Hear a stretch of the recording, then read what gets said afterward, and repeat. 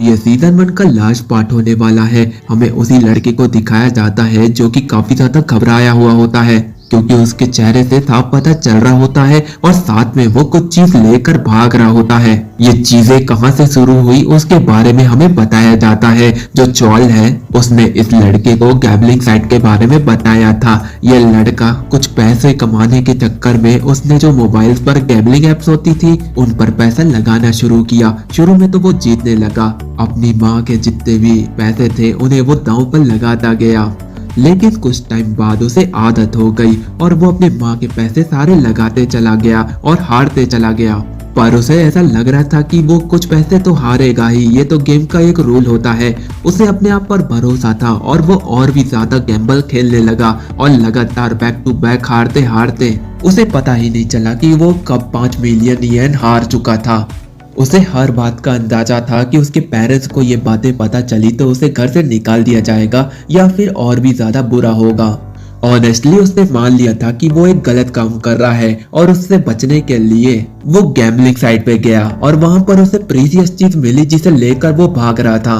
उसे एक शॉप के बारे में पता था जहां पर प्रीशियस चीज रखकर लोन लिया जा सकता है और वो केवल स्टूडेंट्स के लिए है।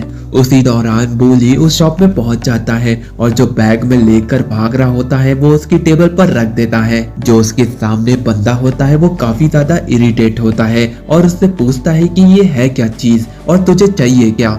जब वो बूली उस बैग को खोलता है तो हम क्या देखते हैं कि उसमें हमारा यांग यांग होता है जिसे वो बांध कर कैद करके उसके सामने लेकर आया हुआ होता है। दूसरी तरफ यांग यांग के पास उतनी पावर नहीं होती है क्योंकि उसकी प्रीवियस बैटल इतनी ज्यादा खतरनाक थी जिसकी वजह से उसकी हालत बहुत ज्यादा खराब होती है और इसी बात का फायदा उठाते हुए वो बूली अपना फोन निकालता है और एक रेयर स्पीसीज को दिखाता है जिसका नाम तारा तारा होता है। बूली उसे कन्फेस करने के लिए पूरी कोशिश कर रहा होता है और वो बता रहा होता है कि ये रेयर स्पीशीज है जो कि काफी ज्यादा वैल्यूएबल है, लेकिन उस बंदे को बूली की कहानी पर कोई भी भरोसा नहीं हो रहा होता है। उसे इंटरेस्ट तो उसके पीछे वाले बंदे पर आ रहा होता है।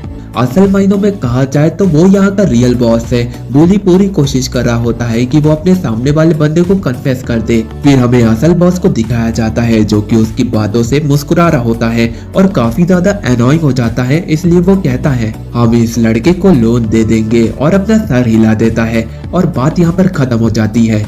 उसी के बाद बूली शॉप से निकलता है और हम क्या देखते हैं कि वो काफी ज्यादा उदास होता है क्योंकि उसे 1 मिलियन मिले होते हैं और इतना काफी नहीं होता है। पर वो अपने आप को चेयर अप करता है और उसे एक आइडिया आता है कि वो ऐसी चीजें ढूंढेगा और यहाँ पर लाकर उसे जमा कराएगा जिससे उसके ऊपर जो भार है उसे वो धीरे धीरे कम कर लेगा।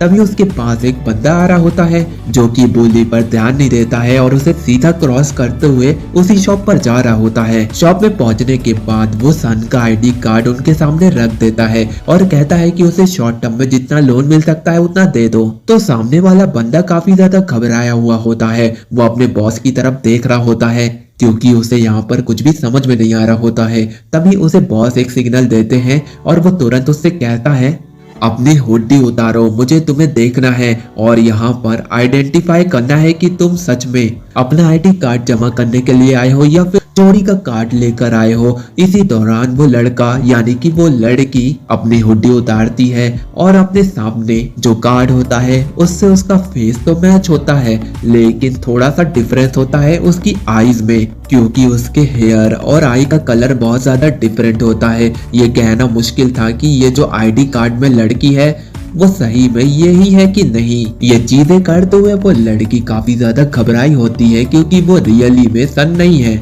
इस पर वो बंदा कुछ भी नहीं कहता है। वो अपने बॉस की तरफ देखता है, बॉस उसे हाँ कह देता है और उस नकली सन को तुरंत 4 लाख का लोन अप्रूव्ड हो जाता है। बंदा उसे कह रहा होता है कि मैं तुम्हें याद दिला दूं, अगर तुमने ये लोन नहीं चुकाया तो ये जो कार्ड है हम रख लेंगे। पैसे लेने के बाद वो काफी ज्यादा घबराया हुआ होता है और वहां से जल्दी से निकल जाता है। तभी उसको एक बंदा रोकता है और पूछता है कि मिशन कामयाब हुआ? तो वो और कोई नहीं यांग जो होता है। वो बंदा काफी ज्यादा घबराया हुआ होता है, अपनी डरी सहमी सी आवाज में कहता है कि मिशन सक्सेसफुल रहा। पैसा पाने के बाद यांग जो काफी ज्यादा सेटिस्फाई हो जाता है और उसे बता रहा होता है कि वो उस शॉप के आसपास नहीं भटक सकता। उसका एक बहुत बड़ा रीजन है जो कि हमें आगे चलकर पता चलेगा। उसी शॉप में पर्पल हुडी वाला जो कि वहाँ का बॉस होता है वो सन के कार्ड को अपनी उंगलियों में घुमा रहा होता है और खेल रहा होता है। तभी उसका एम्प्लॉय उसके पास आता है और कहता है, वो सस्पिशियस बंदे, हमें उन्हें लोन नहीं देना चाहिए था, वो लोन हमारा नहीं चुका पाएंगे। इस बात पर बॉस कहता है, तुम्हें टेंशन लेने की कोई भी जरूरत नहीं है, मैं जानता हूँ कि लोन को कैसे वसूल किया जा सकता है। वो स्माइल करता है और उस कार्ड को सामने जो वुडन बॉल होती है उस पर दे मारता है। यांग यांग काफी ज्यादा डरा हुआ होता है, उसके अगल बगल आईडी कार्ड लगे हुए होते हैं। फिर सीन शिफ्ट हो जाता है। स्कूल में प्रेसिडेंट किम काफी जोर कर चिल्ला रही होती है। वो कहती है कि यांग यांग कहाँ गायब हो गया, वो उसका सबसे ज्यादा प्यारा पेट जिसे वो दिल से चाहती है। वो ये सुनने के बाद हैरान होता है क्योंकि उसे लगा था कि यांग यांग किम के घर चला गया होगा, इसलिए वो रिलैक्स होता है। और जब उसे पता चलता है कि यांग यांग सच में मिसिंग है तो वो थोड़ा सा चिंता करने लगता है। दूसरी तरफ जो किम है वो स्कूल के सारे लॉकर को खोल देती है। वो सोच रही होती है कि यांग यांग इसमें से किसी लॉकर में सोया हुआ होगा, लेकिन ऐसा बिल्कुल भी नहीं होता है। वो चिल्लाते हुए दूसरे क्लास में भाग जाती है। ये देखकर मो कह रहा होता है कि ये कुछ ज्यादा ही हो गया। प्रेसिडेंट किम दूसरी क्लास में पहुंचती है, वहाँ के भी लॉकर खोलकर देखने लगती है, लेकिन वहाँ पर भी यांग यांग नहीं मिल रहा होता है। वो काफी ज्यादा उदास, निराश और हताश हो जाती है। ये देख रहा होता है कुछ ही दूर बैठा खान। वो किम को नहीं जानता, लेकिन वो इतना तो जानता है कि जो किम है वो बहुत ज्यादा परेशान है। दूसरी तरफ मो रिलैक्स हो जाता है, पता नहीं क्यों उसको चिंता ही नहीं है यांग यांग की। तभी वहाँ पर दरवाजा खुलता है और एक आदमी अंदर आने की कोशिश करता है। ये और कोई नहीं बल्कि टीचर होते हैं जो किम को कैजुअली उठाकर लाए हुए होते हैं और कह रहे होते हैं कि अपना ड्रामा बंद करो और जाकर अपनी सीट पर बैठ जाओ। वो बिल्कुल वैसा ही करती है। मो के सामने वाली सीट खाली होती है, किम उसमें जाकर बैठ जाती है और वो मो को बता रही होती है कि उसने पूरे स्कूल को छान मारा, लेकिन यांग यांग उसे नहीं मिला। लेकिन मो को तो घंटा फर्क नहीं पड़ रहा होता है, जैसे उसको कोई भी चिंता नहीं हो यांग यांग की। तभी वो किम को बता रहा होता है कि वो यहाँ पर नहीं बल्कि अरीना में घूमा था। ये बात सुनने के बाद किम उससे पूछती है कि ये मुझे पहले बताना चाहिए था। वो बताता है कि वो अरीना में साथ में थे, वो घायल हो गया था और मुझे लगा कि वो कहीं जाकर बैठ गया होगा रिलैक्स होने के लिए। लेकिन बात यहाँ पर नहीं खत्म होती है। वो एक ड्राइंग बनाकर देता है, यानी कि एक मैप, जो कि वो टेबल पे रखता है, जिसे देखने के बाद किम हैरान होती है कि ये तो उसने ड्रॉ करके यांग यांग को दिया था। वो सीधा टेबल पर रख देता है। किम उसे देखने के बाद हैरान हो जाती है कि ये वही अरीना का मैप है जिसे ड्रॉ करके उसने यांग यांग को दिया था। मो बताता है कि इसी को फॉलो करते हुए हम एरिना में पहुंच गए थे और यांग यांग यहाँ पर उसके साथ था, लेकिन उसके बाद से वो अभी तक नहीं दिखा है। यहाँ पर किम बिना कुछ सोचे उस मैप को उठाती है और तुरंत क्लासरूम से निकल पड़ती है यांग यांग को ढूंढने के लिए। ये देखकर टीचर उसे चिल्लाते हैं कि तुम रनिंग क्लास से कहाँ भाग रही हो। टीचर उसका पीछा करते हैं और वहीं पर कैजुअली उसे पकड़ लेते हैं फिर से और कहते हैं कि तुम चलती हुई क्लास से कहाँ भाग रही हो, ये तुम्हारी लास्ट वार्निंग है, अगर तुम यहाँ से उठती हो तो मैं तुम्हें पनिशमेंट दूंगा। अब किम बहुत ज्यादा परेशान होती है, उदास होती है और चिंता कर रही होती है यांग यांग के बारे में। वो किस हालत में होगा इस बारे में सोच सोच के वो काफी ज्यादा परेशान हो रही होती है। मो तो काफी ज्यादा रिलैक्स होता है, उसे नहीं पड़ी होती यांग यांग की, वो तो अपना चिल कर रहा होता है। लेकिन सच में जिस हालात में यांग यांग था उसे देखकर बहुत ज्यादा बुरा लग रहा था। लेकिन असल बात यह है कि मो अपनी फाइट के बारे में सोच रहा होता है। वो हमेशा किसी से भी फाइट शुरू कर देता है और अंत में जीत भी रहा होता है, लेकिन कुछ ऐसे इंसिडेंट हो जाते हैं जिसकी वजह से उसकी जो फाइट्स है वो स्पॉइल हो जाती है। और आप लोग पिछला ही देख लो, वो लड़की कैसे उसके साथ वेल बिहेव करके चली गई, उसकी छाती पर अपना घुटना मार दिया। यहाँ पर मो सोच रहा होता है कि उसकी जो बॉडी है, उसकी बॉडी कहती है कि अभी रिलैक्स करो, उसे थोड़ा टाइम दो इम्प्रूवमेंट करने का, क्योंकि उसकी जो मसल्स हैं वो खिंच चुकी है। उसने कई अलग अलग तरीके के अटैक उनके ऊपर यूज किए थे, इसलिए उस दर्द में भी उसे इंटरेस्टिंग फील हो रहा होता है। वो महसूस कर पा रहा होता है वो थ्रिल जो फाइट करने के बाद उसे आता है। लेकिन यहाँ पर उसकी बॉडी को टाइम चाहिए रिकवरी करने के लिए। पर सबसे बड़ी बात यह है कि उसकी बॉडी कुछ ज्यादा ही डैमेज है, इसलिए उसे हीलिंग होप के लिए उसे यांग यांग को ढूंढना होगा। वहीं पर घंटी बजती है, स्कूल खत्म होता है। किम मो का दर्द भरा हाथ पकड़ती है और बिना टाइम गवाए यांग यांग को ढूंढने के लिए निकल जाती है। वो दोनों जा ही रहे होते हैं कि वहाँ पर खांग आ जाता है और उनसे पूछता है कि इतनी जल्दी में कहाँ जा रहे हो। वो दोनों एक दूसरे को इतना अच्छे से नहीं जानते, लेकिन उनकी मीटिंग रूम में बातचीत हुई है। इसलिए कांग उनसे पूछ लेता है। किम उसे बता रही होती है कि यांग यांग मिसिंग है। उसने पूरी क्लास में ढूंढा लेकिन वो नहीं मिल रहा है। किम ये बात सुनने के बाद वो यांग यांग को बोलते हुए उससे पूछती है कि सन तुम्हारी गर्लफ्रेंड तो नहीं। ये बात सुनने के बाद दोनों ऑकवर्ड सा मुंह बनाने लगते हैं, जैसे कुछ डिस्कस्टिंग सा बोल दिया हो। इस बात पर किम उनसे माफी मांगती है, साथ में ये भी कह रही होती है कि मुझे तुम लोगों की मदद चाहिए, यांग यांग मिसिंग है, उसे ढूंढना है मुझे। किम रोने लग जाती है। कांग उससे पूछता है कि मैंने उसे देखा था लेकिन अभी मुझे समझ में नहीं आ रहा है। कांग बहुत ज्यादा कंफ्यूज होता है। इस बात को सुनने के बाद मो से डिस्क्राइब करने लगता है कि वो बहुत विशाल बड़ा ड्रैगन था, लेकिन छोटा होने के कारण उसका साइज इतना हो गया है। पर उनके समझ में नहीं आ रहा होता है तो मो अलग अलग तरीके ट्राई करने लगता है, लेकिन जब वो उनकी तरफ देखता है तो वो लोग तो निकल पड़ते हैं। उसे कोई भी नहीं सुन रहा था। वो काफी ज्यादा कंफ्यूज हो जाता है और सोचने लगता है कि आखिर यहाँ पर क्या हुआ। फिर वो डिसाइड करता है कि इन्हें जाने दो, मैं अपनी ट्रेनिंग करूंगा, यही एक अच्छा मौका है उसके पास अपने आप को बेहतर बनाने का। इस बंदे को तो यांग यांग की कोई भी फिक्र नहीं है। दूसरी तरफ यांग जो टॉयलेट में बैठा होता है अपने मोबाइल के साथ, वो अपने जरूरी काम निपटा रहा होता है। साथ में वही गैम्बलिंग वाला जो ऐप है उसे ट्राई कर रहा होता है। तभी वहां पर आवाज आती है वेन की, जिसे सुनने के बाद वो इतना ज्यादा एक्साइटेड हो जाता है कि अपना सर, इस बार वो गुस्से से नहीं बल्कि खुशी से अपना सर मारता है, क्योंकि इस बार वो गैम्बलिंग ऐप में हारा नहीं होता है बल्कि जीत गया होता है। इस बात की एक्साइटमेंट उसे इतनी ज्यादा होती है कि अपना सर वो डोर में मार देता है। अब वो खुशी से पागल होने लगा था और सोचने लगा था कि इन पैसों का वो क्या क्या करेगा। तभी उसे सबसे इम्पोर्टेंट बात याद आती है कि वो हमेशा अपने पैसों को दोबारा इन्वेस्ट कर देता है, जिससे वो हार जाता था, लेकिन इस बार वो ऐसा नहीं करेगा। वो तुरंत अपने पैसों को विथड्रॉ कर लेगा और वो विथड्रॉ के ऑप्शन को दबाने लगता है, लेकिन कुछ ऐसा होता है जिसकी वजह से उसका चेहरा उतर जाता है। यानी कि आपने सही समझा, वो कोशिश तो कर रहा होता है विथड्रॉ की, लेकिन पैसा उसके अकाउंट में ट्रांसफर नहीं हो रहा होता है।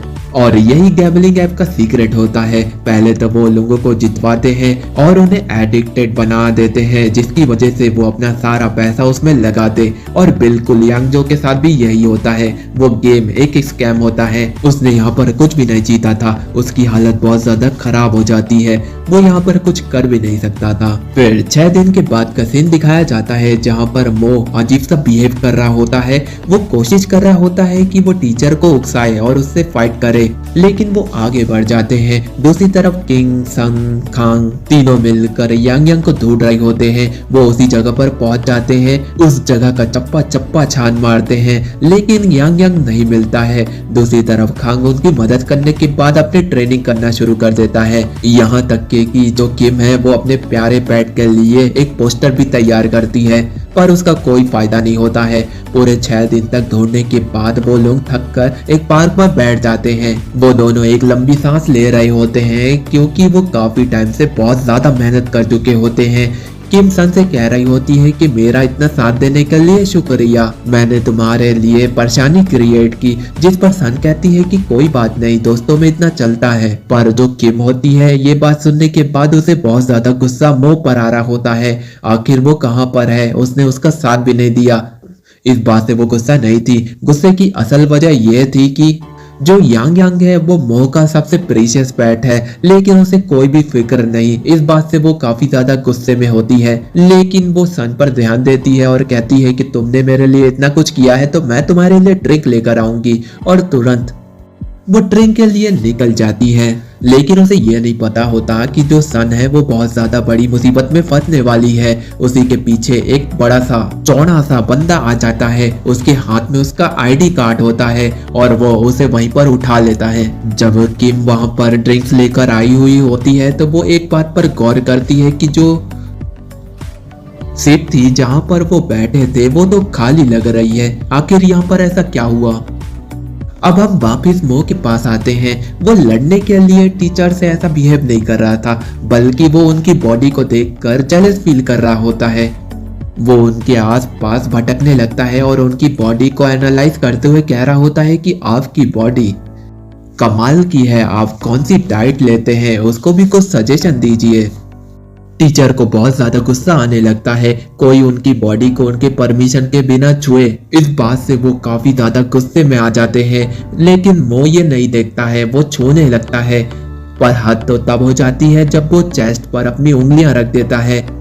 टीचर यहाँ पर उसके ऊपर गुस्सा करे उससे पहले मो उनसे कहता है कि आपने इस पार्ट को बहुत अच्छे से ट्रेन किया है। वो उनकी हर एक मसल को देख रहा होता है और समझ रहा होता है। टीचर इस बात को जाने देते हैं क्योंकि मो ने उनकी परमिशन के बिना उसके चेस्ट को छूने दिया, लेकिन मो उनकी तारीफ कर रहा होता है, उनकी मेहनत को ब्रेस कर रहा होता है, जिस पर उन्हें गुस्सा नहीं आता है, बल्कि वो काफी ज्यादा खुश हो जाते हैं। तभी अचानक से मो उन्हें कह देता है कि मैं आपके साथ ट्रेनिंग सेशन को ज्वाइन करने वाला हूँ। ये बात सुनने के बाद टीचर काफी ज्यादा हैरान होते हैं और बहुत ज्यादा कंफ्यूज्ड होते हैं। उनको नहीं पता कि मो के इंटेंशन क्या है, आखिर वो क्या चाहता है उससे। फिर हम देखते हैं कि सन के आईडी के साथ कोई बंदा खेल रहा होता है। ये तो ऑब्वियस सी बात है कि वो शॉप का एम्प्लॉई सन को पकड़ के लाया हुआ होता है और वो बिल्कुल ठीक ठाक होती है। वो बता रहा होता है सन को, तुमने अपना आईडी कार्ड को इधर गिरवी रखा और इसके बदले में तुमने लोन लिया जो कि तुम चुका भी नहीं रही हो। इस बात को सुनने के बाद सन काफी ज्यादा हैरान होती है और कहती है कि मैं इस शॉप में कभी आई नहीं, तो मैं अपना आईडी कार्ड गिरवी क्यों रखूंगी। पीछे से जो ओनर होता है वो काफी ज्यादा गुस्से में आ जाता है और वो टेबल में जोर से हाथ मारता है और सबका ध्यान उसकी तरफ चला जाता है। वो उसे कहता है कि तुम अपना आईडी कार्ड यहाँ पर लोन लेने के लिए गिरवी रखती हो और जब लोन वापस करने की बारी आती है तो तुम कहती हो कि मैं इधर पे आई नहीं। ये कौन सी बात हुई। इस बात पर उसका एम्प्लॉय भी उससे एग्री कर रहा होता है। सन ये देखकर समझ जाती है कि ये जरूर इनका प्लान होगा, लेकिन वो उनके प्लान में नहीं फंसेगी। वो अपने आप को शांत करती है और उनसे पूछ रही होती है कि इस कार्ड को वापस लेने के लिए कितना पैसा लौटाना होगा। इस पर एम्प्लॉय बता रहा होता है कि 5.50 मिलियन उसे चुकाना है। 5 मिलियन तो वो लेकर गई थी और 50,000 उसका बाकी का इंटरेस्ट है जो कि उसे चुकाना होगा। इस बात को सुनने के बाद सन वहां पर हैरान नहीं होती, बल्कि रिलैक्स होकर वो उनसे पूछ रही होती है, इसके लिए मुझे टाइम मिलेगा, मैं आपका लोन तुरंत चुका दूंगी। एम्प्लॉय उसके कार्ड को लेता है और ड्रॉर खोलकर उसमें फेंक देता है। ये देखने के बाद सन काफी ज्यादा हैरान और परेशान होने लगती है क्योंकि वो सोच रही थी अगर वो उसकी बात पर राजी हो जाएगी तो वो बंदा उसके कार्ड को लौटा देगा, लेकिन वो ऐसा नहीं करता है। बदले में वो एम्प्लॉय उसे धमकी दे देता है, अगर तुम 1 हफ्ते में उसका जो पैसा है वो नहीं लौटाओगी तो तुम जानती हो कि जैसे हमने अभी तुम्हें ढूंढा है वैसे ही हम अगली बार भी ढूंढ ही लेंगे। इन बातों को सुनने के बाद सन उनकी बातों से एग्री करते हुए वहां से जाने लगती है, पर जाते जाते उन्हें कह रही होती है कि मेरे कार्ड को ध्यान से संभाल कर रखना, कहीं गुम ना हो जाए। इतना बोलने के बाद उनके दरवाजे को इतना जोर कर बंद करती है जिससे वो एम्प्लॉय बहुत ज्यादा परेशान हो जाता है और वो घूर कर दरवाजे को देखने लगता है, लेकिन वहीं पर जो उसका बॉस बैठा होता है उसे लग रहा है कि वो उसे गुस्से में घूर रहा है और एम्प्लॉय के पसीने छूटने लगते हैं और वो बॉस को कह रहा होता है घबराते हुए कि नहीं, मैं तो उस लड़की के ऊपर गुस्सा कर रहा था, और उससे माफी मांगते हुए कहता है कि अगली बार ऐसा नहीं होगा, अगली बार से ऐसा नहीं होगा। फिर रात हो जाती है, उसके काम का टाइम खत्म होता है। वो लॉक लगाने के बाद उस चाबी को फ्लावर पॉट में फेंक कर जाने लगता है और कहने लगता है कि मुझे उस बच्चे की बातें क्यों माननी पड़ती है। वो काफी ज्यादा उदास होता है। वहीं ऊपर की तरफ स्टेयर्स जाते हैं, सन वहां पर छुपी होती है। जैसे ही वो एम्प्लॉय वहां से जाता है, सन निकल कर बाहर आती है। उसका प्लान एकदम सिंपल था कि जैसे ही एम्प्लॉय जाए वो छुपकर उस डोर को खोल ले और अपना आईडी कार्ड लेकर निकल जाए, और वो बिल्कुल वैसा ही करती है। वो डोर को खोलने की कोशिश कर ही रही होती है कि उसकी नजर फ्लावर पॉट में की पड़ जाती है। वो डोर खोलकर अंदर जाने लगती है, लेकिन उसको बिल्कुल भी अंदाजा नहीं होता है कि उसका कोई पीछा कर रहा होता है। वो डोरन टैक्स के पास जाती है और अपना आईडी कार्ड निकाल लेती है। उसे कोई भी दिक्कत नहीं होती क्योंकि उसका आईडी कार्ड सबसे ऊपर रखा होता है और उसे पाने के बाद उसकी खुशी का ठिकाना नहीं होता है। वो कहती है कि अब चलना चाहिए, इससे पहले कोई यहाँ पर आ जाए। वो जा रही होती है, तभी उसे टॉयलेट में एक आवाज सुनाई देती है और उसका ध्यान जाता है। वो रुकती है और सोचने लगती है कि एक बार चलो देख ही लेना चाहिए कि वहां पर क्या है। वो डोर खोलती है और उसे कुछ थोड़ा थोड़ा तो दिखने लगता है। फिर वो थोड़ा और अंदर जाती है और देखती है कि 2 आंखें चमक रही होती हैं। कुछ अजीब सा वहां पर हिल डुल रहा होता है। वो जो जीव होता है वो सामने आता है और जोर जोर कर चिल्लाने लगता है कि मुझे बाहर निकालो। और ये और कोई नहीं बल्कि हमारा क्यूट सा यांग यांग होता है। उसे ये नहीं पता होता है कि सन वहां पर आ गई है। वो तो बस काफी ज्यादा परेशान होता है, इसलिए दौड़कर चिल्ला रहा होता है कि मुझे बाहर निकालो। ये देखने के बाद सन तो काफी ज्यादा डर गई होती है। उसने कभी एक छोटा सा ड्रैगन नहीं देखा था जो कि लिज़ार्ड के फॉर्म में होता है। वो इतना डर गई होती है कि 3-4 स्टेप वो पीछे लेती है और वो किसी बड़े से सॉफ्ट से किसी चीज से टकराती है और उसे पता नहीं होती है कि वो क्या चीज है। और तभी सन पीछे मुड़कर देखती है और ये और कोई नहीं बल्कि वहां पर यांगजो आ गया होता है। मानो वो एक टाइम के लिए यांग यांग को भूल जाती है। वो यांगजो को देखने के बाद बहुत ज्यादा डर जाती है। यांगजो भी हैरान होता है कि यहाँ पर ये लड़की क्या कर रही है और सन इतना ज्यादा डरी होती है कि वहां पर जोर से चिल्लाने ही वाली होती है कि यांगजो उसका मुंह पकड़ लेता है और उसे कहता है कि शांत हो जाओ, हम पकड़े जाएंगे। फिर वो नोटिस करता है कि ये तो वही लड़की है जिसका कार्ड उसने गिरवी रखा था। वो समझ जाता है कि यहाँ पर क्या हुआ है। वो उसे सिचुएशन के बारे में बताने लगता है कि मैं भी तुम्हारी तरह अपना कार्ड लेने के लिए आया हूँ। दोनों अपना काम शांति से करेंगे और यहाँ से निकल जाएंगे। ये बात सुनने के बाद जो सन है वो रिलैक्स महसूस करती है और वो अपना काम करती है। यांग यांग को उठाती है और उसका कार्ड तो उसे मिल ही गया होता है। अपना काम करने के बाद सन यांग यांग को उठाती है और बिल्डिंग से निकल जाती है क्योंकि उसे याद आ जाता है कि किम ने जो पोस्टर बनाया था यांग यांग बिल्कुल उसके जैसा ही दिख रहा है। और वो बिल्डिंग में कह रही होती है कि ये कैसे बुरे लोग हैं, ये लोगों के आईडी कार्ड तो चुराते ही है लेकिन बेजुबान जानवर को परेशान भी करते हैं। पर उसे पता नहीं होता है कि उसकी जो बातें हैं और जो वो कर रही है वो सीसीटीवी कैमरा में रिकॉर्ड हो चुका है जो कि उसे आगे चलकर परेशान करने वाला है। सीन यहाँ से शिफ्ट होता है। किम स्कूल जा रही होती है, तभी वहाँ पर सन आ जाती है और उसे देखकर चिल्लाने लगती है। किम उसे देखती है तो वो भी चिल्लाने लगती है और उसे सीधा जाकर पूछती है कि तुम्हारे साथ ऐसा क्या हुआ था, आखिर तुम सडनली वहां से गायब कैसे हो गई, सारी बातें मुझे बताओ। लेकिन वो यहाँ पर चैन की सांस लेती है। वो देखती है कि सन यहाँ पर ठीक ठाक है, उसे कुछ भी नहीं हुआ है। सन उसका जवाब नहीं देती है और मुस्कुराते हुए माफी मांगती है। साथ ही वो अपना बैग खोलती है, उसमें से 2 हाथ निकल कर आते हैं और उसके बाद हमारा क्यूट सा यांग यांग आ जाता है जिसे देखने के बाद किम काफी ज्यादा खुश हो जाती है और उसे गले लगा लेती है। यहाँ यांग यांग की हालत खराब हो जाती है। बैग में तो उसको वैसे ही ऑक्सीजन नहीं आ रहा था। अब यहाँ पर किम ने उसे कसकर पकड़ लिया है। उसकी हालत तो बहुत ज्यादा खराब हो गई होती है लेकिन किम उसे कह रही होती है कि मैं तुम्हें बहुत ज्यादा प्यार करती हूँ, मैंने तुम्हें बहुत ज्यादा मिस किया, तुम कहाँ थे इतना दिनों से।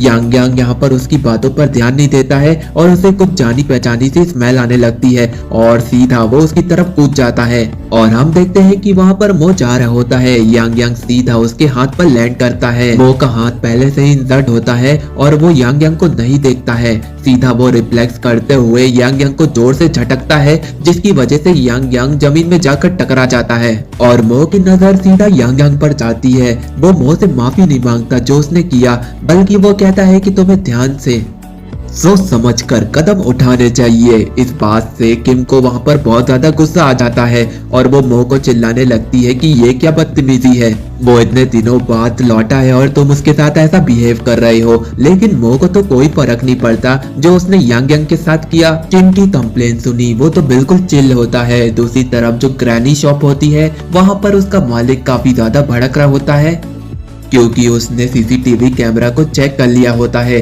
वहां पर हम देख सकते हैं कि कैसे सन ने यांग यांग को उठाया और वहां से लेकर उसे भाग गई और साथ में यांग जिन भी अपना कार्ड उठाकर वहां से भाग रहा होता है। यह देखकर एम्प्लॉय उससे पूछता है कि अब हमें क्या करना चाहिए, तो बॉस को बहुत ज्यादा गुस्सा आता है और वो उसके ऊपर हाथ उठाने लगता है लेकिन वो अपने आप को रोक लेता है और काफी ज्यादा गुस्से में आगे बढ़ते हुए सोच रहा होता है कि 2 हाई स्कूलर उसके ऑफिस में घुसे और चोरी की और निकल लिए, इसका खामियाजा तो उन्हें चुकाना होगा।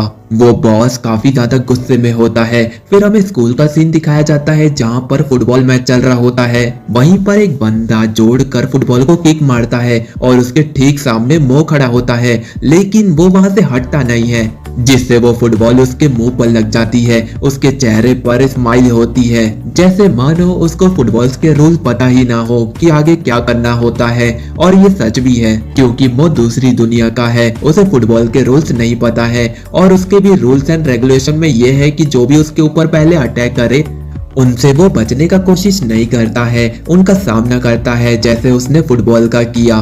फुटबॉल उसके चेहरे पर लगने के बाद नीचे गिरती है। उसका चेहरा तो लाल हो गया होता है, लेकिन वो थ्रिल वाली स्माइल उसके चेहरे पर आ जाती है। वो सीधा उस बोल्ड लड़के की तरफ बढ़ने लगता है, लेकिन वो पंच के साथ भी तैयार होता है और सीधा उसके पेट पर एक पंच मार देता है।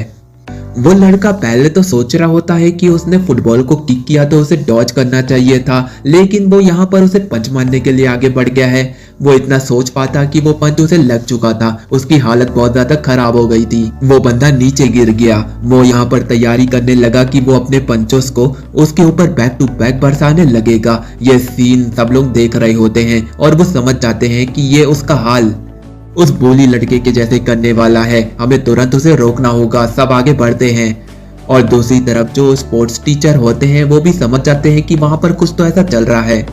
वो तो एकदम थ्रिल होता है, यहाँ पर ड्रामेटिक सीन बन जाता है, लोगों से रोकने की पूरी कोशिश करते हैं। दूसरी तरफ मो एक्साइटेड फील कर रहा होता है, जो भी उसे रोकने की कोशिश कर रहा होता है, लेकिन वो एक्साइटेड फील करने लगता है। जो भी उसे रोकने की कोशिश करता है वो उसे ही धोने लगता है।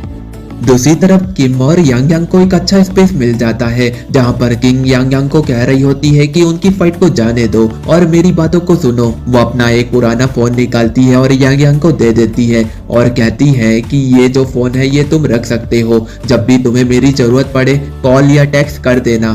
क्योंकि मो और यांग यांग के पास फोन नहीं है, इसलिए किम ने उन्हें फोन दे दिया होता है। फोन पाने के बाद यांग यांग काफी ज्यादा एक्साइटेड तो होता है, लेकिन बहुत ज्यादा सरप्राइज भी हो जाता है। किम उसे एक्सप्लेन कर रही होती है कि ये व्हाट्सएप है और ये वाईफाई है, लेकिन वो इतना ज्यादा कंफ्यूज होता है कि उसकी बातें उसे समझ में नहीं आ रही होती है। फिर किम उसे मैनुअली समझाने की कोशिश करती है। वो समझ जाती है कि यांग यांग यहाँ पर बहुत ज्यादा कंफ्यूज्ड है। यांग यांग कहता है कि वो बेसिक से शुरू करेगा और उस फोन को पाने के बाद वो एक्साइटेड होता है, लेकिन उसका ध्यान उसी बोली बॉय पर जाता है जो कि वही तरह सा गैम्बलिंग ऐप को खेल रहा होता है और उसमें पैसे हार रहा होता है। क्योंकि ये वही लड़का है जिस टाइम यांग यांग घायल हो गया था, उसे उठाकर उस शॉप में गिररी रख के आ गया था। उस लड़के की वजह से उसे बुरी चीजें झेलनी पड़ी थी, इसलिए वो उसकी तरफ दौड़ते हुए उसके मुंह पर कूदता है और सर पर काट लेता है। बुली बॉय अपने आप को बचाने के लिए यांग यांग को पकड़ता है और खींचने की पूरी कोशिश करता है, लेकिन यांग यांग उसके चेहरे को खरोचते हुए अपना बदला ले रहा होता है। तभी बुली बॉय उसको जोर से पकड़ता है और जमीन में पटक कर वहां से भाग जाता है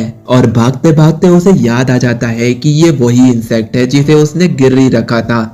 दूसरी तरफ जो पीटी टीचर है वो मो को समझा रहे होते हैं कि जो तुम कर रहे हो ये बहुत ज्यादा बुरा है, तुम लोगों से ऐसे फाइट करते रहोगे तो मैं तुम्हें अपने ट्रेनिंग सेशन में आने की इजाजत नहीं दूंगा। और तभी वो बुली बॉय मो से टकराता है और सीधा वहां पर गिर जाता है। मो के चेहरे में वही थ्रिल स्माइल होती है, उसके ऊपर पहला अटैक हो गया है और वह सीधा उस बुली बॉय के ऊपर टूट पड़ता है। पीटी टीचर अपना सर पकड़ता है और कहता है कि लो ये फिर से शुरू हो गया। मो तो उसे धो रहा होता है, पीटी टीचर उसे पकड़ते हैं और रोक लेते हैं और उसके बाद मो किम के साथ अपने घर जा रहा होता है और उसे कह रहा होता है कि आज का ट्रेनिंग सेशन तो काफी ज्यादा थ्रिल था, मानो जैसे वो एक ड्रीम लैंड में रह रहा हो। रोज उसके साथ ऐसा ही ट्रेनिंग होनी चाहिए। इस बात पर किम उसे समझा रही होती है कि ये जो तुम करते हो ये बहुत ज्यादा बुरा है, लेकिन ये तो मोह है, उसे समझाना इम्पॉसिबल है। इसलिए वो टॉपिक को चेंज करते हुए कहती है कि आज तुम मेरे घर आओगे, मैं तुम्हें ट्रीट दूंगी, साथ में फोन चलाना भी सिखा दूंगी।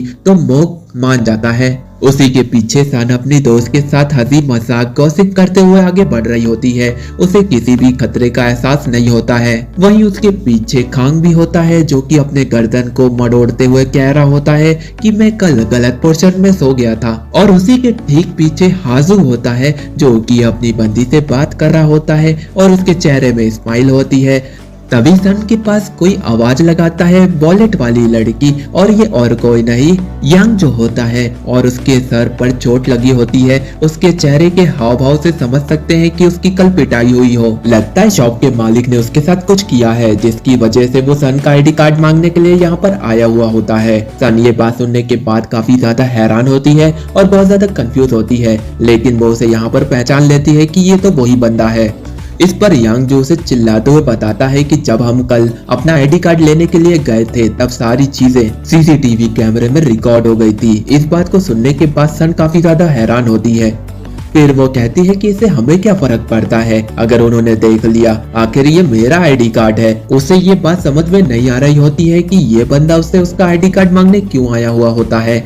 उसकी दोस्त को भी समझ में नहीं आता है। यांग जो उसे चिल्लाते हुए कहता है कि अगर तुम अपना आईडी कार्ड नहीं दोगी तो हम बड़ी परेशानी में फंस जाएंगे। अब सन उसकी बातें नहीं मान रही होती है तो वो जोर जबरदस्ती पर उतर आता है। वो उसका बैग छीनने लगता है और उसमें उसका आईडी कार्ड ढूंढने लगता है।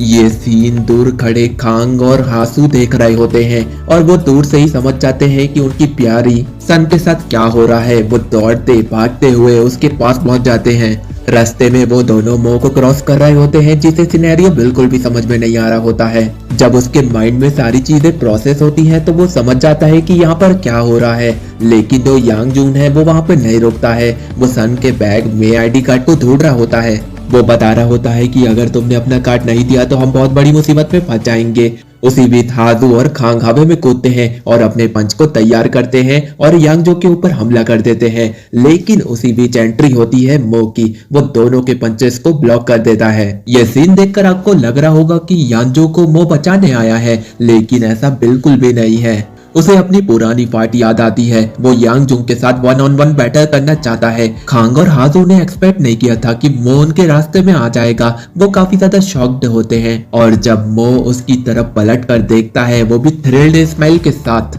तो यांग जू समझ जाता है कि ये तो वही हंटर है जिसे मैंने एक पंच में ढेर कर दिया था। लेकिन बाद में उसने जो करारा पंच मारा था उससे तो उसकी हालत ही खराब हो गई थी। वहां पर एक ड्रामा क्रिएट हो गया होता है। यांग जू इसी बात का फायदा उठाते हुए सन को उठाता है। इतने में ही यांग जू वहां से निकल जाता है। मो बस उसे देखकर शॉक खड़ा रहता है और उसे यहाँ पर कुछ भी समझ में नहीं आ रहा होता है।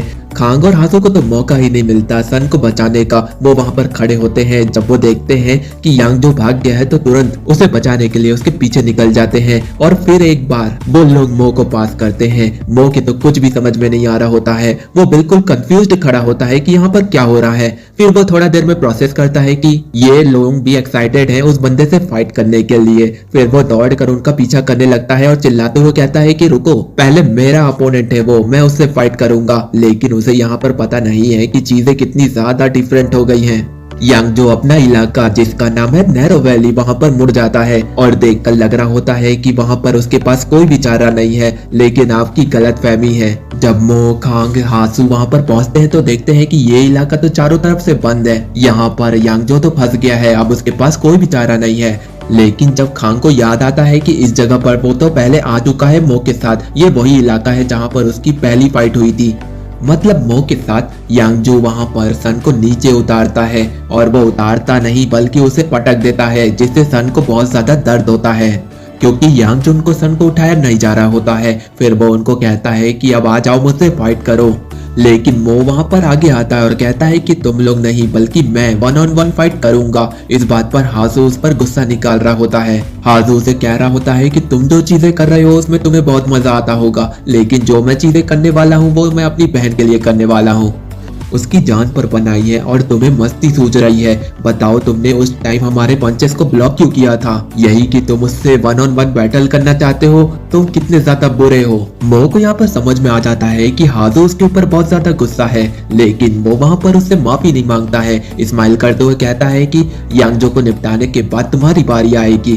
तभी एक बंदा उसके शोल्डर पर हाथ रखता है और कहता है बहुत लंबा अरसा हो गया और ये और कोई नहीं बल्कि यांग जुंग होता है। और वो उसके कंधे को जोर से प्रेस करता है जिसकी वजह से वो पूरी बॉडी में झंझनाहट महसूस करता है। वो दर्द से कर्रा उठता है, लेकिन वो मो है। उसके चेहरे पे वही थ्रिल हंसी आ जाती है। वो तुरंत अपने आप को बचाने के लिए यांगजो के ऊपर एक पंच मारता है, लेकिन वो लगता नहीं है पर उसका असर होता है। उसका जो ग्रिप होता है वो छूट जाता है। यहाँ पर मो सेलिब्रेट कर पाए उतने में ही यांगजो एक और बार घूमकर उसके कंधे पर हाथ रखता है और फिर से वही चीजें। लेकिन इस बार कुछ नया होता है। वो अपने जूडो किक को तैयार करता है और मो के पैर में मार देता है, उसे जमीन में गिरा देता है और इतना ज्यादा जोड़ कर गिराता है जिसकी वजह से मो वहां पर दर्द को महसूस कर पा रहा होता है। उसकी आंखें बाहर आ गई होती है, उसकी सारी हड्डियां हिल रही होती हैं। मानो उसको लग रहा होता है कि एक तो टूट ही गई हो। हासू सामने आता है, वो मो को बचाने के लिए नहीं बल्कि अपनी बहन को बचाने के लिए। वो मौका देखता है कि यांग जो वहां पर बिजी है, तो उस मौके का फायदा उठाते हुए वो अपनी बहन के पास पहुंचता है और उसका हाथ पकड़कर अपोजिट डायरेक्शन में भागना शुरू कर देता है। यांग जो की जब उन पर नजर जाती है तो वो वहां पर कुछ भी नहीं कर पाता है। वो चाहता तो था कि वो सन का आईडी कार्ड ले ले, लेकिन अब उसके पास कोई भी चांस नहीं है। वो कहता है कि कोई बात नहीं, जाने दो, इससे उसे कोई फर्क नहीं पड़ता है। दूसरी तरफ जो मो है हमारे साथ प्रैंक कर देता है, मतलब इतनी जोड़ कर उसे पटका गया होता है मानो उसकी हड्डियां भी टूट गई होगी। उसके साथ कुछ भी नहीं हुआ होता है, उसकी हड्डियां, और वो काफी ज्यादा अच्छा फील कर रहे होते हैं। और शॉकिंगली वो सोच रहा होता है कि ये जरूर टीचर के साथ ट्रेनिंग का नतीजा है। वो अपनी बैग को फील कर रहा होता है कि उसे कोई भी चोट नहीं लगी है। वो उसे रिलीज करने के बाद टाइट करता है और जोर से प्रेशर मारता है। उस प्रेशर के साथ ही वो सीधा खड़ा हो जाता है। यांग जो तो डिस्ट्रैक्टेड होता है क्योंकि हासू सन को लेकर वहां पर भाग गया होता है। जब उसकी नजर मो पर जाती है तो वो काफी ज्यादा हैरान होता है। दूसरी तरफ जो खांग है वो मो से पूछ रहा होता है कि तुम्हें मेरी मदद चाहिए क्या? तो मो उसे कहता है कि मुझे तुम्हारी मदद नहीं चाहिए, सारी चीजें अंडर कंट्रोल हैं। यहीं पर मो का ध्यान भटक जाता है और इसी बात का फायदा यांग जो उठा लेता है। वो तुरंत एक अटैक करता है। मो उसके अटैक से बचते हुए एक ही चीज सोच रहा होता है कि उसका काउंटर कैसे करेगा। इतने में यांग जो अपनी स्ट्रेटेजी को बदलता है और वो तुरंत पीछे होकर उसके कॉलर को पकड़ लेता है। पहले तो उसके हाथ को पकड़ता है ताकि वो उसको कंट्रोल कर सके और कॉलर से ग्रिप बनाकर उसे उठाकर फिर से जमीन पर पटक देता है, मानो वो इतना ज्यादा हल्का फुल्का हो। लेकिन यहाँ पर हैरान कर देने वाली बात ये होती है कि मो को कुछ भी नहीं हुआ होता है। वो फील कर पा रहा होता है कि इस बार भी उसे कुछ नहीं हुआ। तभी हमें पता चलता है कि जो हमारा क्यूट सा उसकी पीठ पर सेफ्टी बैग की तरह काम कर रहा होता है। वो कितने भी झटके खाए, कितना भी दर्द सहे, लेकिन वो कंप्लेन नहीं करता है। उसकी हालत देखकर तो आप लोगों की भी हालत टाइट हो गई होगी। आखिर वो कितना और सहन करेगा। अब यहाँ पर सारी बातें मो को समझ में आ रही होती है। वो प्रोसेसिंग में बहुत ज्यादा स्लो है। वो यांग का बिना शुक्रिया करे वहां पर खड़े हो जाता है और उसका ध्यान यांग जो पर जाता है, जो कि उसने एक बड़ी गलती कर दी होती है कि उसके असिस्टेंट यांग के ऊपर अटैक कर दिया। बिना कोई टाइम गवाए मो अपने प्यारे असिस्टेंट की चिंता करते हुए यांग जो के ऊपर अटैक कर देता है और बैक टू बैक उसके ऊपर पंचेस बरसाने लगता है। दूसरी तरफ यांग जो के पास कोई भी चारा नहीं होता है सिवाय ब्लॉक करने के, और वो सोचने लगता है कि ये नाजुक सा बंदा इतने हैवी पंचेस उसके ऊपर कैसे मार रहा है। मो तो काफी ज्यादा मजे में होता है और कह रहा होता है कि मैं यांग का बदला तुमसे लेकर रहूंगा, और बैक टू बैक पंचेस बरसा रहा होता है। लगता है जैसे उसको यांग की परवाह है, लेकिन वो तो अपने थ्रिल के लिए तो मजे में पंचेस बरसा रहा होता है। यांग जो को तो कुछ भी समझ में नहीं आ रहा होता है। अगर ऐसा ही चलता रहा तो वो यहाँ पर बुरी तरीके से पिटेगा, इसलिए वो यहाँ पर प्लान बनाता है कि वो अपने बॉडी का यूज करेगा और एक बॉडी स्लैम के लिए तैयार होता है। वो आगे बढ़ता है और मो के ऊपर सीधा कूद जाता है। मो की तो चेहरे से थ्रिल स्माइल चले जाती है। उसे वो देखकर लग रहा होता है कि एक बड़ा सा एस्टेरॉइड उसकी तरफ बढ़ रहा हो। अब उसके पास कोई भी चारा नहीं है, उसकी तरफ बढ़ रहा हो। उसके पास कोई भी चारा नहीं होता है। वो ना तो पीछे हट सकता है ना तो अगल बगल। वो मन बना लेता है कि उसे वो सामने से फेस करेगा। अपने पैरों को जितना हो सके उतना टाइट बना लेता है और जैसे ही दोनों टकराते हैं मो की हालत बिगड़ने लगती है, क्योंकि यांग जो का जो शरीर है और उसका वेट मो संभाल नहीं पा रहा होता है। वो पीछे फेंकाने लगता है। जब यांग जो अपनी पूरी पावर का यूज करता है तो वो मो को बहुत ज्यादा दूर फेंक देता है। मो सीधा दूर जाकर गिरता है। हैरान कर देने वाली बात यह है कि मो को इस बार भी कुछ नहीं होता है, पर वो एकदम सुपर हीरो के स्टाइल में वहां पर लैंडिंग लेता है और खान के पास पहुंच जाता है। खान ये देखकर उससे पूछ लेता है, भाई तेरे सच में सिचुएशन अंडर कंट्रोल है? मो सीधा सीधा कह देता है कि हाँ, तुम्हें टेंशन लेने की बिल्कुल जरूरत नहीं है, पर एक काम करो, यांग को संभालो और उसकी देखभाल करो। इतना बोलने के बाद वो वहां पर खड़ा हो जाता है। उसने खांग को कह तो दिया, लेकिन वो खुद श्योर नहीं होता है कि वो इस मॉन्स्टर को हराएगा कैसे। मो स्माइल करता है और कहता है कि इसी चीज के लिए तो वो अर्थ पर आया था, चुनौतियों का सामना करने के लिए। और वो प्लान बनाता है कि मो काफी ज्यादा तेज है तो उसका फायदा उठाएगा। वो तुरंत उसके ऊपर हमला कर देता है। यांग जो उसके ऊपर सामने से हमला करने लगता है। मो से बचते हुए उसकी दूसरी तरफ आ जाता है और थाई में 2 पंचेस मारता है। दूसरे थाई में भी 2 पंच मारता है। यांग जो की तो हालत खराब हो रही होती है। मो की एक ही स्ट्रेटेजी है कि जो यांग जो है वो एक मॉन्स्टर की तरह है, अगर वो उसके थाई पर अटैक करेगा और इम्पैक्ट काफी ज्यादा सही होता है, मो उसका बैलेंस बिगाड़ देता है, जिसकी वजह से यांग जो को अपने आप को संभालने के लिए हाथ लगाने पड़ते हैं। यांग जो समझ जाता है कि अगर ऐसा ही चलता रहा तो वो फाइट को हार जाएगा। तभी वो एक प्लान बनाता है, मो का ध्यान भटकाता है और उसे कहता है कि पीछे देखो, तुम्हारे साथ एक और बंदा है, 2v1 ये फेयर नहीं है मेरे साथ, मैं तुमसे नहीं लड़ने वाला। इतना सुनने के बाद मो का ध्यान भटक जाता है। वो खांग की तरफ देखता है और कहता है कि तुम फाइट में इंटरफेयर नहीं करना। और इसी मौके का फायदा उठाते हुए यांग जो वहां पर आता है और मो का गला पकड़ लेता है। ये तो एक गोकीला क्लच है जिसमें उनका गर्दन पकड़ लेते हैं और उनसे टैप आउट कराते हैं। लेकिन इस फाइट का केस बिल्कुल अलग होता है। खान ये चीज देख रहा होता है और कहता है कि ये तो चीप ट्रिक है। उसे यहाँ पर अंदाजा हो जाता है कि मो यहाँ पर 15 सेकंड में बेहोश हो जाएगा। अब उसे लग रहा होता है कि मो को उसकी जरूरत है, क्योंकि सिचुएशन अब बहुत ज्यादा डेंजरस हो गई है। और जब वो देखता है कि मो का जो चेहरा है वो कलर बदलने लगता है, तो वो तुरंत बिना किसी हेजिटेशन के आगे बढ़ता है। जब वो 2 कदम आगे ही बढ़ता है तो मो चिल्लाता है कि मेरी हेल्प मत करो। और खांग इतना सुनने के बाद वहां पर रुक जाता है। ऐसा लग रहा है कि वो अपना हाथ उठाकर रेफरी को कह रहा है कि मैं इस फाइट को कंटिन्यू करूंगा।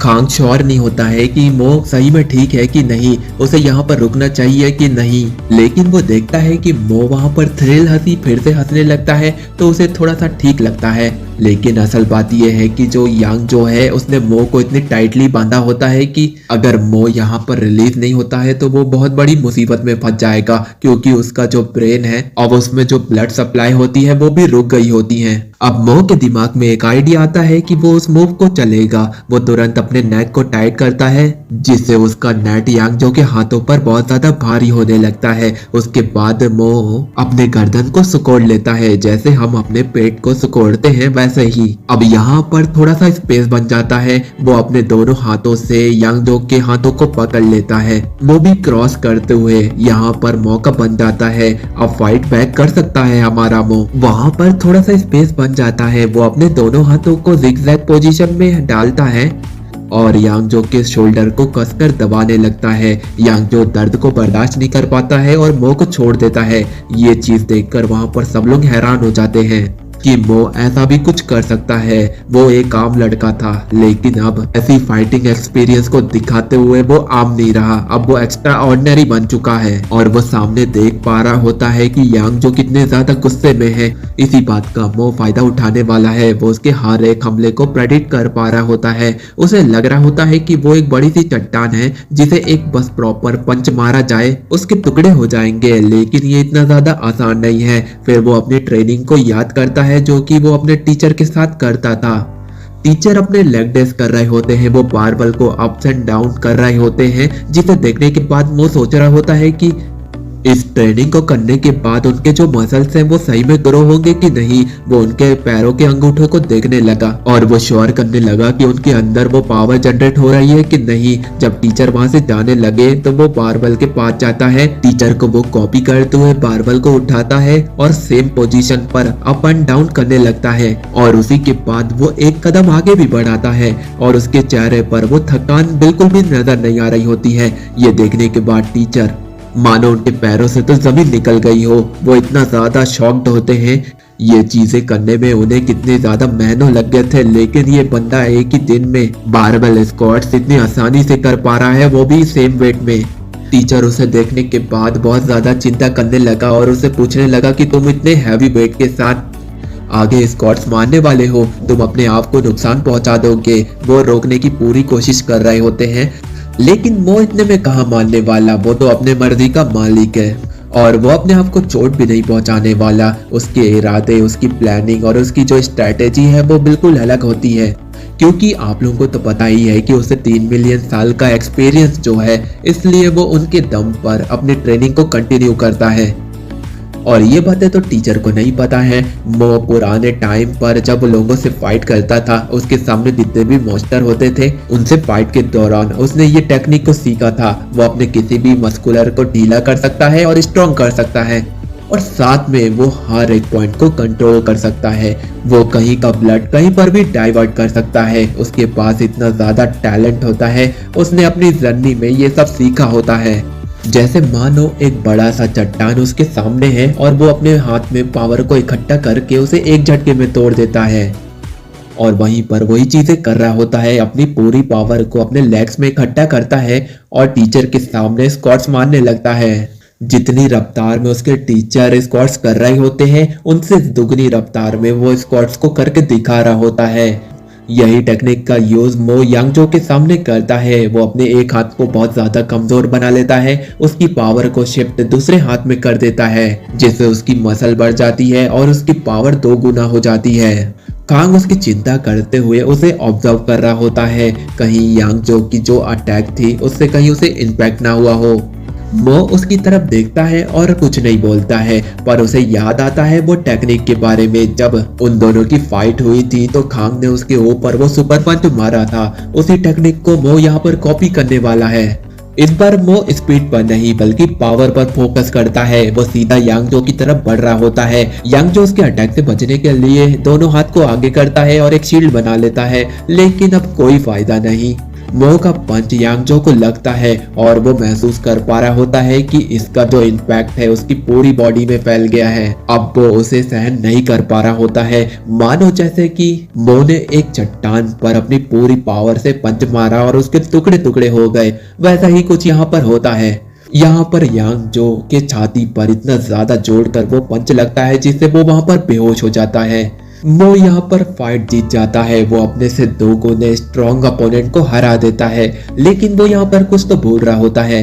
तभी उसे याद आता है और वो अपनी थ्रिल हंसी को वापिस लाता है और तुरंत जाकर अपना सिग्नेचर मूव यानी कि अपने अपोनेंट के कानों को काट देना, और वो बिल्कुल वैसा ही करता है। यहाँ पर मो की विक्ट्री हो जाती है। मो ने गोडोरी के सबसे ट्रबल मेकर बंदे को हरा दिया होता है। दूसरी तरफ हाजू अपनी सिस्टर को डांट रहा होता है कि तुम इतनी बड़ी मुश्किलों में क्यों फंस जाती हो। सन कह रही होती है कि मेरे प्यारे भाई को मेरी कितनी ज्यादा चिंता है, इसलिए वो अपना सच बता रही होती है, क्योंकि अब छुपाने से कोई फायदा नहीं। वो अपने भाई को बताती है कि उस दिन की बात है जब आपने मुझे बचाया था, तब अचानक से उसका पर्स गिर गया था, लेकिन उसे याद नहीं वो कैसे गिर गया था। उसी की वजह से उसका जो आईडी कार्ड है वो एक लोन की शॉप पर पहुंच गया था और उसके ऊपर 5.50 मिलियन का लोन लग गया। वो उस बंदे को समझाने की पूरी कोशिश करती है, लेकिन वो बंदा वहां पर नहीं मानता है, क्योंकि ये इंसिडेंट उस टाइम पर हुआ था जब वो अपने कार्ड को छुड़ाने के लिए गई थी। तभी वहां पर यांगजो उसे मिल गया था। उसे लगा कि वो भी अपना आईडी कार्ड लेने के लिए आया है, लेकिन यहाँ पर सिचुएशन कब बदल गई उसे पता ही नहीं चला। वो आकर उससे आईडी कार्ड की डिमांड करने लगा। ये तो उसके बिल्कुल भी समझ में नहीं आया। ये बातें वो हाथू को बता रही होती है। ये बात सुनने के बाद उसके चेहरे का एक्सप्रेशन बदल जाता है। वो काफी ज्यादा गुस्से में आ जाता है और इस बार हाजू अपने आप को कंट्रोल नहीं कर पा रहा होता है, क्योंकि उसकी बहन का मैटर है। वो तुरंत अपना फोन उठाता और अपनी बंदी को कहता है कि मैं आज नहीं आ पाऊंगा। इतना बोलने के बाद वो निकल जाता है उस शॉप की तरफ। शॉप का सीन दिखाया जाता है जहाँ पर मालिक और एम्प्लॉय बात कर रहे होते हैं बिजनेस के बारे में, और उसी बीच हाजू वहाँ पर जोर से दरवाजा को खोलता है, जिसकी वजह से उन सब का ध्यान उसकी तरफ चला जाता है। हाजू बिना टाइम गवाए बॉस की तरफ बढ़ता है और लगातार बैक टू बैक उसके ऊपर पंचेस बरसाने लगता है। यह देखकर पहले तो एम्प्लॉय काफी ज्यादा घबरा जाता है, लेकिन अपने बॉस को पिटता हुआ देखकर वो काफी ज्यादा खुश हो जाता है। जब बॉस उसकी तरफ देखते हैं और कहते हैं कि मेरी मदद कर, तो जो एम्प्लॉय है वो देखते हुए कह रहा होता है कि मैं यहाँ पर कुछ नहीं कर सकता, लेकिन बैकअप बुला सकता हूँ। लेकिन वो शो का एंजॉय करते हुए उसके बुली बॉस को पिटता हुआ देखकर वो काफी ज्यादा खुश होता है और आराम से फोन लगाता है। 2 बॉडीगार्ड वहां पर तुरंत आ जाते हैं और उसे रोकने के लिए कह रहे होते हैं, पर हाजू उनको देखकर बिल्कुल भी नहीं डरता है। वो एकदम गुस्से में उन्हें देख रहा होता है। असल बात यह है कि जो हमारा हाजू है वो एकदम शांत और इनोसेंट बंदा है, लेकिन उसके अंदर उसके MMA चैंपियन डैड का ब्लड जो है इसकी वजह से वो बहुत ज्यादा वो यहाँ पर फुल गुस्से में होता है और कुछ भी सोच नहीं रहा होता है, बिल्कुल अपने डेविल डैड की तरह। एक बार उसे गुस्सा आ जाए तो वो किसी को भी नहीं देखता, वो लगातार अटैक करता है। उसे पता ही नहीं होता कि उसका सामना अब 4 लोगों से होने वाला है। वो बॉस को छोड़ता है और उन दोनों मैसिव बॉडीगार्ड के ऊपर हमला करना शुरू कर देता है। हाजू एक बॉडीगार्ड को इतना जोर से पंच मारता है कि वो दूर जो दरवाजा लगा होता है उसे तोड़ते हुए गिरता है। उसके चेहरे पे हाजू के पंचेस के निशान होते हैं। हाजू अपने आप को शांत करता है और कहता है जिसने लोन नहीं लिया उससे लोन मांगा जा रहा है और वो तो शॉप में कभी आई ही नहीं। वो मेरी प्यारी बहन है। वो सीधी सी बात बॉस के सामने रखता है कि अगर अगली बार उसे परेशान किया तो तुम लोगों का अंजाम इससे भी बहुत ज्यादा बुरा होगा। बॉस कहता है कि अंजाम तू जिससे पंगा ले रहा है तू जानता है ना आगे तेरे साथ क्या क्या हो सकता है। आजू कहता है कि उसे कोई फर्क नहीं पड़ता है, जो उसने कहा वो ही करना होगा, वरना आगे तो तुम अपना देख लो। इतना बोलकर वो वहां से जाने लगता है। बॉस की हालत इतनी ज्यादा बुरी होती है कि वो वहां पर उठ भी नहीं पा रहा होता है, लेकिन वो मन ही मन इतना ज्यादा गुस्से में होता है और डिसाइड कर लिया होता है कि वो हाथू को सबक सिखा कर रहेगा। दूसरी तरफ खांग और मो स्ट्रिक पर आगे बढ़ रहे होते हैं। वहां पर खांग का एक सवाल होता है कि तूने अपने आर्म को डबल साइज कैसे किया, लेकिन मो के दिमाग में तो एक ही बात चल रही होती है, वो इंटरेस्टिंग फाइट जिसमें उसने विक्ट्री हासिल की। साथ ही वो उसकी क्यूरियोसिटी को देखते हुए उसे लाइव डेमो दिखाने लगता है। अपने लेफ्ट हैंड को आगे करता है और उसकी जो फाइबर होती है उसे ट्रांसफर करके अपने हाथों के साइज को 2 गुना कर देता है। खान को यह देखकर काफी ज्यादा इंटरेस्टिंग लगता है, लेकिन उसे समझ में नहीं आ रहा होता है कि ये मो ने कैसे किया। फिर खान उस टेक्निक को यूज करने लगता है, लेकिन वो यूज नहीं कर पा रहा होता है। तो वो पूछता है कि तूने कैसे किया, तो मो बता रहा होता है कि सुन, अपने मसल का यूज करना है तो उनसे बात करना सीख। सब मसल एक जैसी नहीं होती है, सब डिफरेंट होती है, उनकी लैंग्वेज डिफरेंट होती है। उन्हें समझने के लिए पहले पता लगाना होगा कि उन्हें क्या चाहिए, ये पहले जानना होगा और ये बहुत ज्यादा इम्पोर्टेंट है।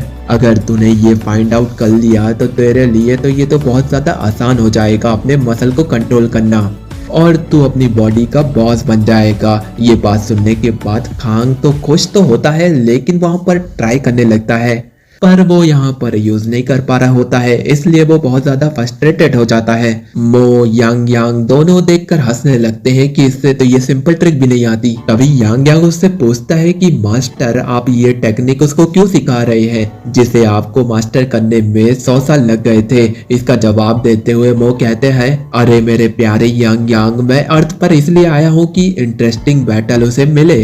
अगर उसका अपोनेंट स्ट्रांग बन जाएगा तो उसके लिए ही तो फायदा है, क्योंकि वो अपने आप को अपग्रेड करना चाहता है। और तुझे तो पता ही है कि उसकी बैटल लूसीफर से, जो कि फाइनल बॉस होने वाला है, इसलिए उसे अपने आप को इतना स्ट्रांग तो बनाना होगा।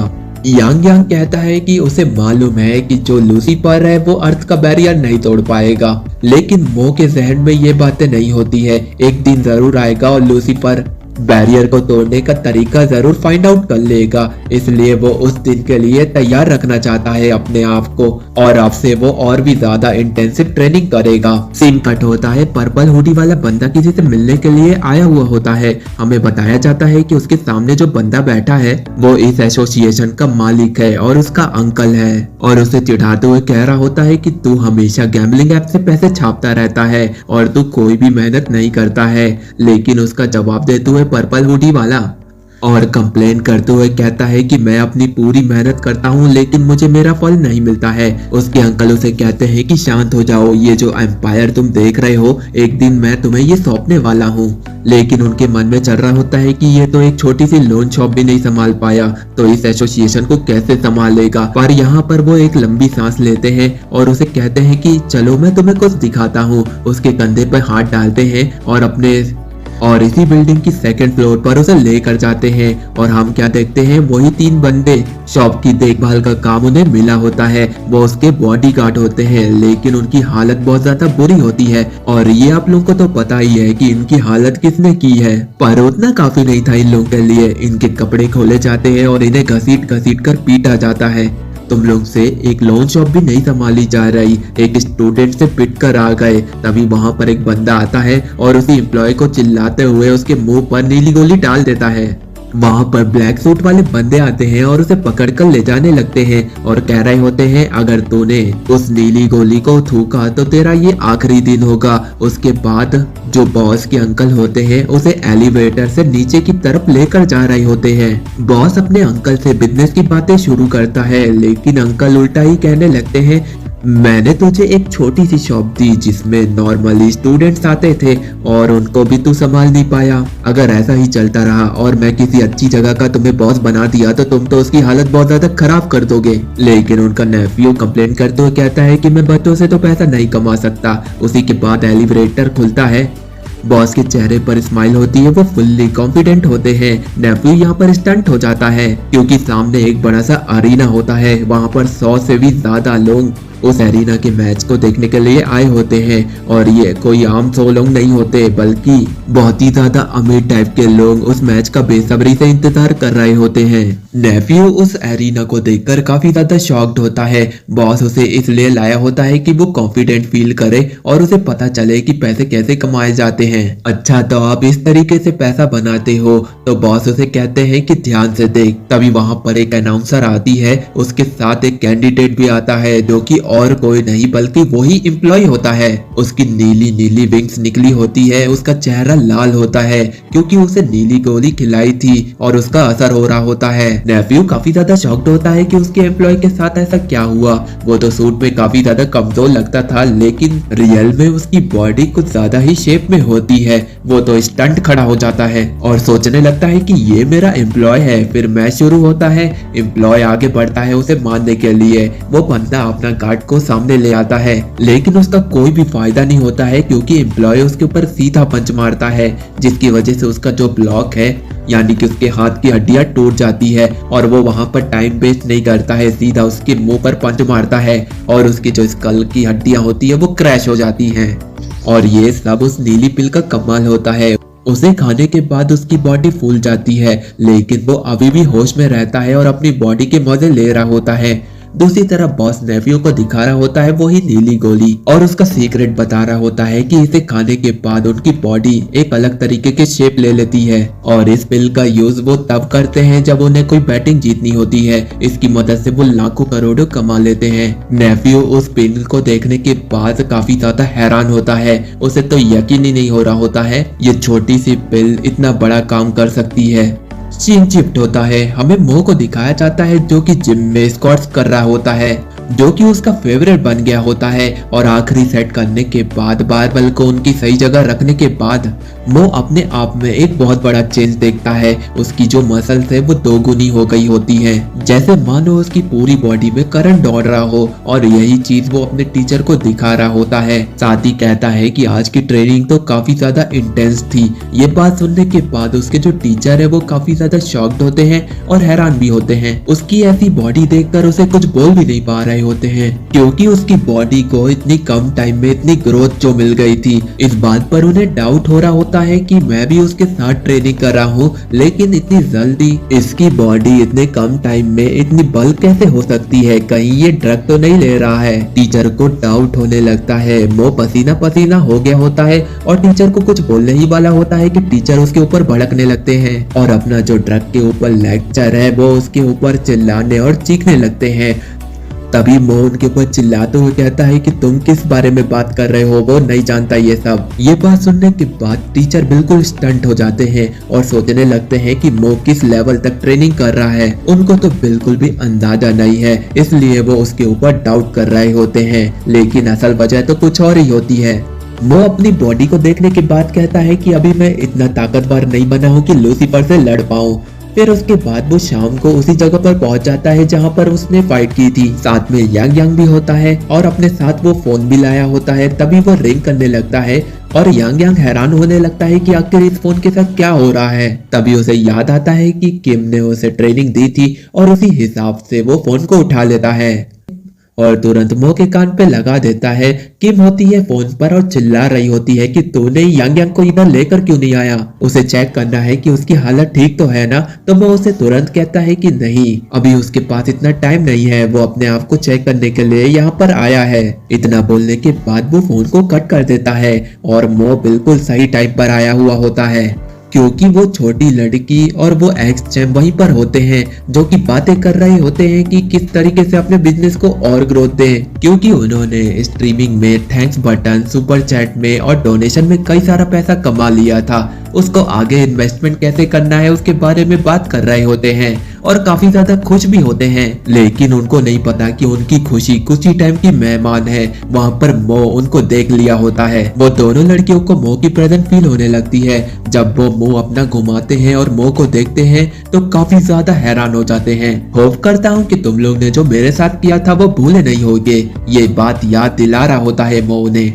और आप लोग मो की स्माइल देखकर तो समझ ही सकते हैं कि वो कितना ज्यादा थ्रिल फील कर रहा है। वो छोटी लड़की अपने पैसे उठाती और अपने जेब में ठूसने लगती है। उसे देखकर उसे पुरानी बातें याद आने लगती है और कहती है कि ये बंदा यहाँ पर क्यों आया है। जाहिर सी बात है दीदी, आपसे बदला लेने के लिए आया है वो। और वो बिना टाइम वेस्ट करे मो की तरफ बढ़ जाती है, लेकिन इस बार मो तैयार होता है। वो एकदम शांत खड़ा होता है। मो यहाँ पर कोई भी मूवमेंट नहीं करता है। वो छोटी लड़की वही सेम मूव मो के ऊपर मारती है।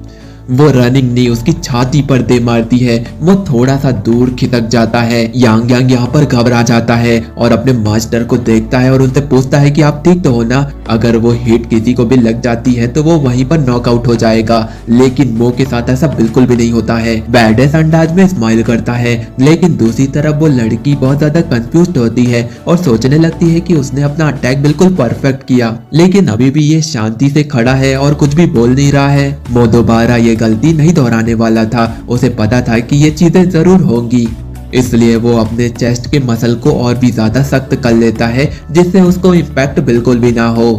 अब यहाँ पर फाइट शुरू होती है। मो सीधा उस लड़की की तरफ चार्ज कर देता है और मो उसके ऊपर पंचों की बरसात कर देता है। लड़की काफी ज्यादा घबरा जाती है। उसके पास कोई भी चारा नहीं होता है। वो अपने आप को ब्लॉक करने की पूरी कोशिश कर रही होती है, क्योंकि सीन यहाँ पर बिल्कुल अपोजिट हो गया है। उसे यांगजो का सिनेरियो याद आ रहा होता है कि वो उस केस में छोटा था और यांगजो बड़ा, और यहाँ पर उल्टा है, वो बड़ा और वो लड़की छोटी। दूसरी तरफ चुंगू अपने आप को बचाने के लिए थोड़ा दूर जाती है, इसलिए वो उसके ऊपर अपना क्लासिक किक का यूज करता है और वो हिट लगती भी है, लेकिन चुंगू अपने आप को बचाने के लिए मो के पैर को पकड़ लेती है। इसके जो नए चैप्टर हैं सीजन 2 के, वो आने में काफी ज्यादा टाइम लेंगे। जैसे ही आएंगे मैं उन्हें अपलोड करता चला जाऊंगा। अगर आप लोगों को ये मानवा पसंद आ रही है तो बिल्कुल लाइक करने में मत झिझकना, साथ ही साथ सब्सक्राइब भी कर देना, क्योंकि हम काफी ज्यादा करीब हैं 200 के। अगर हो सके तो करवा देना और अपना बेस्ट पार्ट इस मानवा का कमेंट करके बताना। तो मिलते हैं अगले वीडियो में।